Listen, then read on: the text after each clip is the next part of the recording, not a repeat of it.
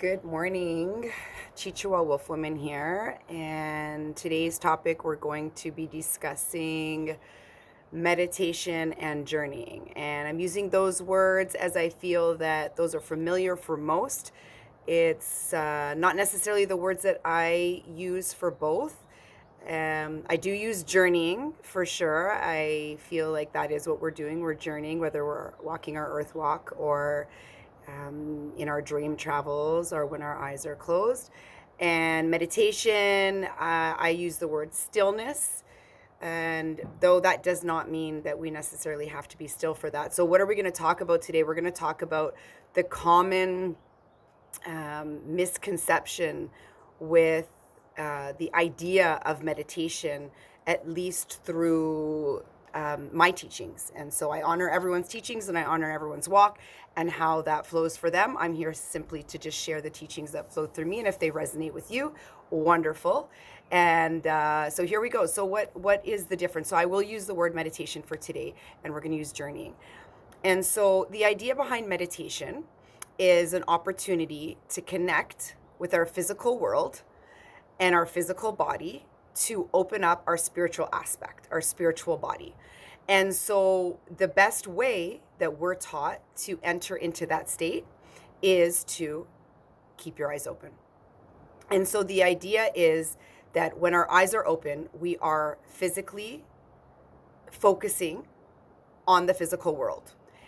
And in that, the teaching happens. So and the medicine, I'll say the medicine happens. The more practice we have with focusing on our physical world and our physical body, and that is through the medicine of observation, which our ancestors were amazing at, which is why there's so much connection between quote unquote the spiritual aspect or the spiritual world and science, that they truly come together and marry so beautifully, and that our ancestors understood so many things without having all the maybe the technical terms that English or other languages have put on them, is just this idea and acknowledgement, and through observation.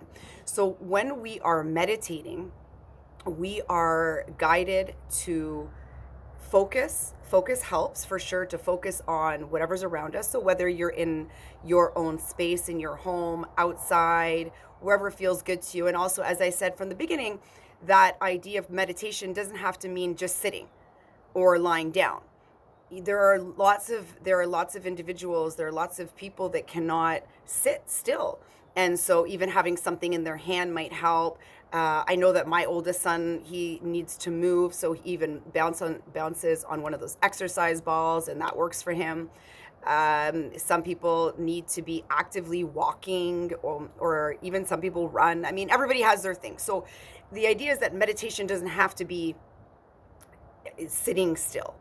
I call it stillness, but that's essentially the word stillness for me resonates because I'm allowing myself to observe what's around me. And I feel in those moments that I experience the stillness in life, the stillness in our external world, or the world that we are experiencing. I use the external, outward, and sort of within. And so the idea is that we focus. And when we can focus with that practice, we open up, as I said, that spiritual aspect. And so we can start to see the unseen. And this is what I mean by opening up that spiritual aspect or that spiritual body. But it comes first with the recognition of our physical connection as we walk earth. And so when we learn to do this more and more, we start to experience the unseen through these eyes, or maybe you're somebody who experiences it through feeling or hearing, because everybody experiences that connection and energy very differently. Sometimes we are gifted with the medicine of being able to see, hear, and feel that in the unseen, and some it's just two or one of those abilities. And so though we don't know until we start immersing ourselves. The problem today is that we are constantly busy. We are being bombarded with things that affect our sensory, shorten our attention spans, our ability to focus. Actually, like, so many things are affecting that ability from the stimulus that we are having from literally hitting us from every which end. And that's why more than ever, this is so important, such an important practice, is to take every day and even start little. Just start with, a few minutes and build it up and build it up. And you'd be surprised with just a few minutes of sitting or being or whatever it is that you want to do, but taking that opportunity to be like, this is my meditation time. This is my time to focus. This is my time to connect with the physical world, my physical body, everything aside, and allow yourself this time and see how it builds. But more importantly, see what happens with your connection and what starts opening up to you. I have had people say to me when they've started to honor this practice with their eyes open, that they start seeing faces within the standing ones or in the stone people, or just within the, a beautiful way to do this actually. And some of you will remember doing this as a child, is lying down and just connecting with the cloud people and just seeing what you see within the clouds, what people come or what images come or whatever presents itself. That's a beautiful practice. It's a great way to get the kids involved in this. And so a beautiful practice, as I'm saying, is this honoring of meditation daily and building it. It will improve everything within your physical body, your clarity, your insights, your relaxation. It will calm your nervous system. It will help balance your hormones. I mean, it's endless, the positive medicine you will receive out of taking the time of meditation.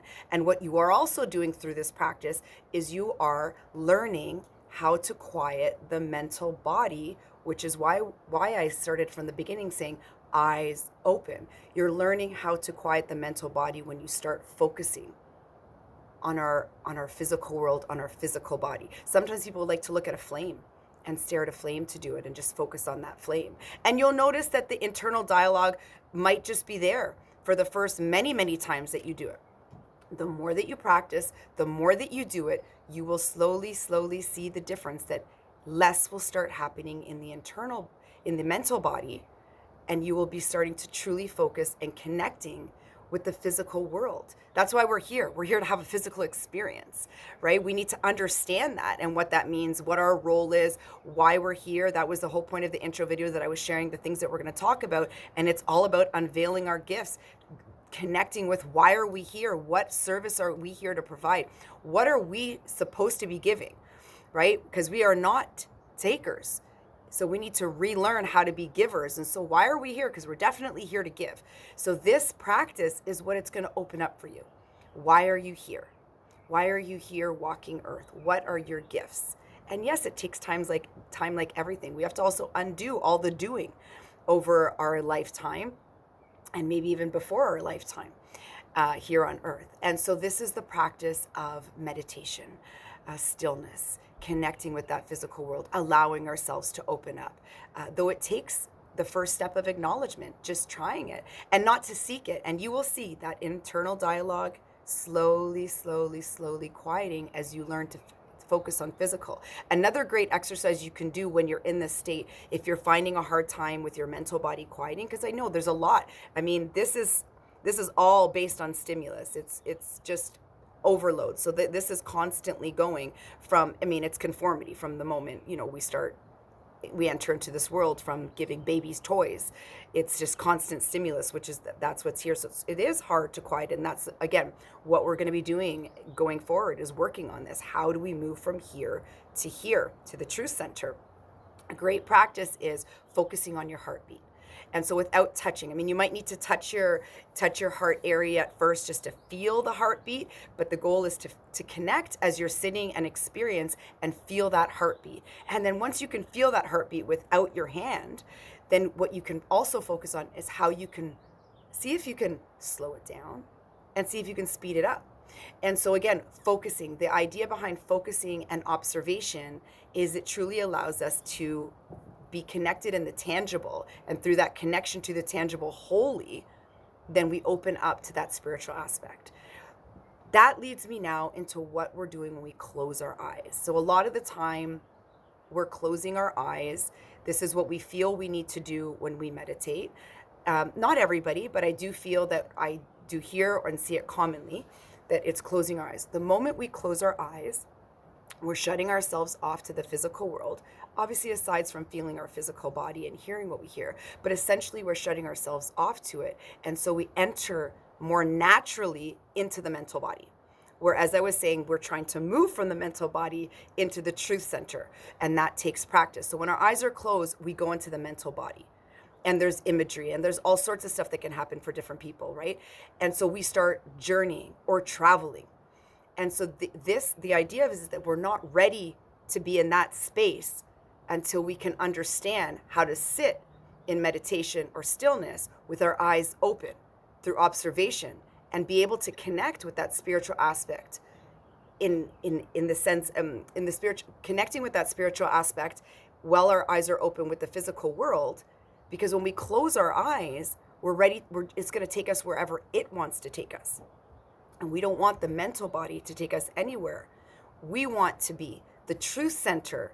I say we, but it's the true center, which is the center of the hoop of life, the center of the medicine wheel, that needs to be guiding where we go here. Because this is how we travel. We absolutely travel with the mental body. The mental body is a beautiful instrument to play when we truly know what we're doing with it. And it is so vast. And there are so many worlds within worlds, for lack of better explanation. So it is so important to know when we're closing our eyes where we might go, where we're going to go, because we don't know what's going to present to us. And we'll dive into this deeper, into the unseen and journeying and world within worlds, because there is a lot to understand about that and how to protect yourself when we're going there. And this is also why it's extremely important that when you join a circle, there's so much out there to be joining, and with great opportunities. Though having said that, I always share with others, be mindful of what circle you're participating in. Be mindful who's the facilitator. Do you know them? Do you know anything about them? What is it that they're doing? How are they doing it? What's their medicine? Where did they learn it? Right? Because you need to know where their truth center is at if they're about to lead you on a journey. Because they're taking you where they are taking you most of the time. When you're sitting in the center of your medicine wheel and you're within your true center and you lead a circle, you're taking others not where you want to go. You're taking them where Great Spirit is guiding. That's our teachings, which is why you need to sit in a certain seat to be a facilitator. And so be mindful when you're joining these circles and you're closing your eyes and they are taking you on a journey. Be mindful of that for your own bodies, mental, spiritual, and physical. This is a space where a lot of energy is taken from us, surprisingly, when it can be very confusing because it can feel opposite. Again, we will get into that. But for your own sake, closing your eyes, wait to do that. Wait to get to that space. Sit with, and I won't use the word mastering because we never master anything. We are constantly going to be students. We're constantly learning. So we're not mastering anything. Do we get better at things? Absolutely. But there's always things to learn. You know, when walking with humility, I felt closing my eyes was how I needed to meditate or be in stillness. And honestly, I opened myself up to spaces I was not ready for. And I had to seek support on that journey because I didn't understand what was presenting. Because some of us, we really do, once we close our eyes, we really do open up. And we can allow so much in, and a lot of that can be very confusing, and we're not sure what we're letting in. And so I did have to seek support for that, and then needed to understand on my journey a little bit more clearly, and it actually came very recently, how important it is to keep our eyes open when we're in our time of stillness. And when we want to journey and travel, that is a whole other state of being. And so this video is to share just that. So try it. If you're somebody that meditates, do you keep your eyes open? Let me know. Do you close your eyes? Do you focus on something? And if you've been closing your eyes, try this new practice and see what happens. What are you experiencing? What are you seeing? Are you someone that feels, hears, or sees? And yes, when you're ready, then yes, let's dive into journeying and traveling. And the question is, when do you feel ready? Right? And so that's actually a great question, is when do you feel ready? And I feel when you feel ready is when you can hold that space, you know, and you start seeing the worlds within the worlds with your eyes open. When you're in that place and you can feel that and connect with that, then I feel we can start moving into this idea of journeying and traveling. And so I thank you all for listening, being here with me. Please don't forget to subscribe and comment, and your ideas, your feedback. Again, as I said, these are the teachings that flow through me, and that I honor everyone's walk, and where their truth sits with them that is the medicine wheel. So thank you, and see you tomorrow.